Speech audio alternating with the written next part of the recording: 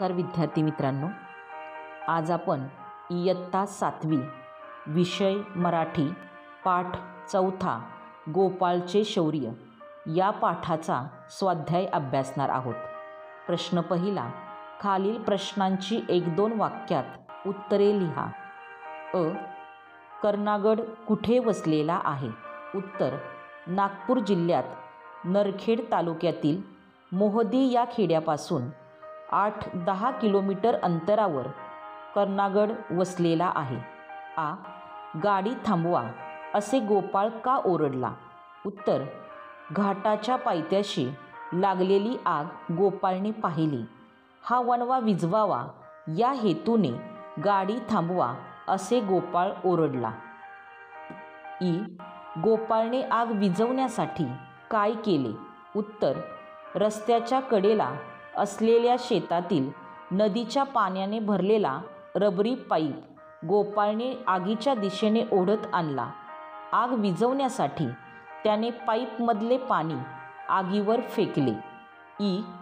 आग वेळेवर विझली नसती तर कोणते नुकसान झाले असते?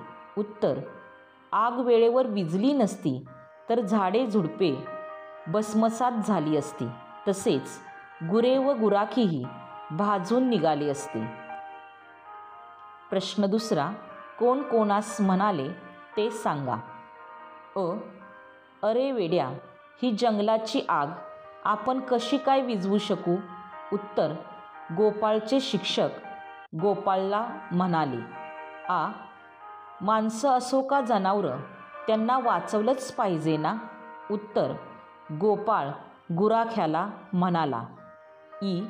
पण साहेब, हे कसं शक्य आहे?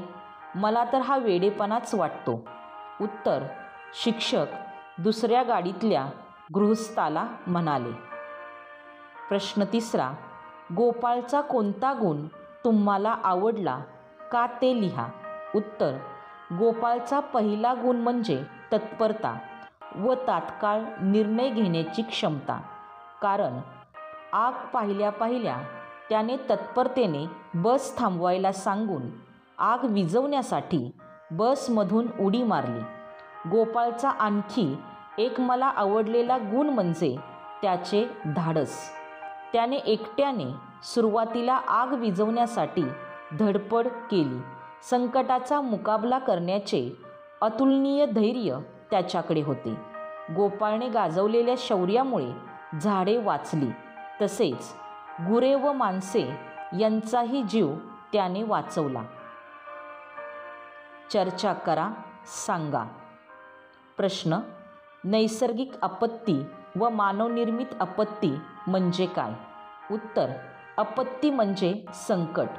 निसर्गातील घटकांमध्ये उलथापालथ होऊन जी संकटजन्य परिस्थिती येते त्यास नैसर्गिक आपत्ती म्हणतात.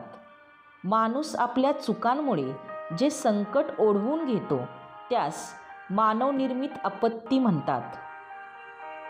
प्रश्न, नैसर्गिक व मानवनिर्मित आपत्ती कोणत्या त्यांची यादी करा.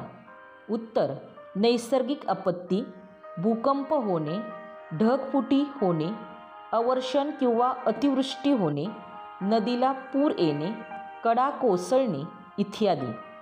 मानवनिर्मित आपत्ती जंगलतोड, वायू प्रदूषण, जलप्रदूषण, ध्वनी प्रदूषण इत्यादी. प्रश्न, जंगलामध्ये वणवा लागू नये यासाठी कोणते उपाय करणे आवश्यक आहे याबाबत मित्रांशी चर्चा करा. उत्तर, वनालगतचा शेताच्या बांधावरील काडी कचरा निष्काळजीपणे जाळू नये. शासकीय व खाजगी जंगलात 6 व 12 मीटरच्या जाळरेषा काढणे. वनात स्वयंपाकासाठी अथवा शेकोटीसाठी विस्तव पेटून तसाच जळत ठेवू नये. मोठ्या जंगलात आग निरीक्षक मनोरा उभारणे. रस्त्याच्या दुतर्फा 6 मीटरची जाळरेषा काढणे. जाळरेषेवर पडलेला पालापाचोळा वारंवार झाडणे. आगीचा धूर दिसताच याबाबत जवळच्या वनाधिकाऱ्यांना अथवा कर्मचाऱ्यांना याची माहिती देणे. खेळूया शब्दांशी. अ. खालील वाक्यातील अधोरेखित शब्दामधील नामे, सर्वनामे, विशेषणे, क्रियापदे रिकाम्या चौकटीत लिहा. पहा. अ. कर्णागड नावाचा एक पौराणिक गड आहे. या वाक्यामध्ये कर्णागड हे नाम आहे आणि आहे हे क्रियापद आहे. आ. ड्रायव्हरने लगेच गाडीचा वेग वाढवला. या वाक्यामध्ये ड्रायव्हर, गाडी हे नाम आहे आणि वाढवला हे क्रियापद आहे. ई. तो लांब पाईप गोपाळने ओढत आणला. या वाक्यामध्ये पाईप, गोपाळ हे नाम आहे. तो हे सर्वनाम आहे. लांब हे विशेषण आहे आणि आणला हे क्रियापद आहे. ई. सर्वांचे चेहरे उजळले होते. या वाक्यामध्ये चेहरे हे नाम आहे, होते हे क्रियापद आहे. आ. कंसात दिलेले शब्द योग्य ठिकाणी भरून वाक्य पूर्ण करा. कंसात दिलेले शब्द आहेत अकल्पित, कौतुकास्पद, प्रत्यक्षदर्शी, पोशिंदा. उत्तर अ. सचिन तेंडुलकरच्या यशस्वी फलंदाजीचे अनेक डॅश डॅश साक्षीदार आहेत. उत्तर प्रत्यक्षदर्शी. आ. भुज येथे घडलेली भूकंपाची घटना डॅश डॅश होती. उत्तर अकल्पित. ई. शेतकऱ्याला भारताचा डॅश डॅश म्हणतात. उत्तर पोशिंदा. ई. डॅश डॅश काम करणारा विद्यार्थी सर्वांना नेहमीच आवडतो. उत्तर कौतुकास्पद. ई. गैर हा उपसर्ग लावून तयार झालेले शब्द खाली दिले आहेत. बिन, परा हे उपसर्ग लावून तयार होणारे शब्द लिहा. पहा. गैर हा उपसर्ग लावून तयार झालेले शब्द आहेत गैरहजर, गैरसोय, गैरसमज.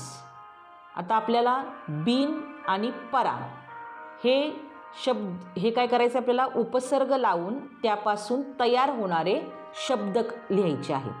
पहा.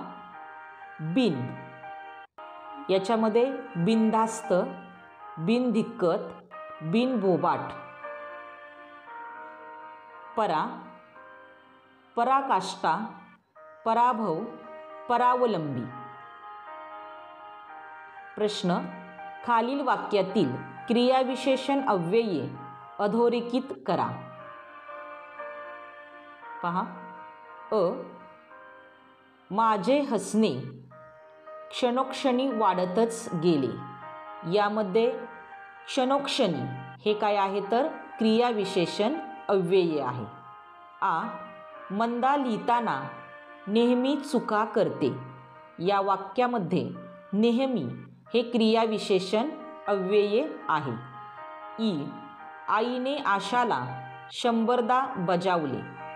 या वाक्यामध्ये 100दा हे क्रियाविशेषण अव्यय आहे. ई. सभोवार दाट झाडी होती. या वाक्यामध्ये सभोवार हे काय आहे तर क्रियाविशेषण अव्ययी. प्रश्न. कंसात दिलेली क्रियाविशेषण अव्यये वापरून खालील वाक्ये पूर्ण करा.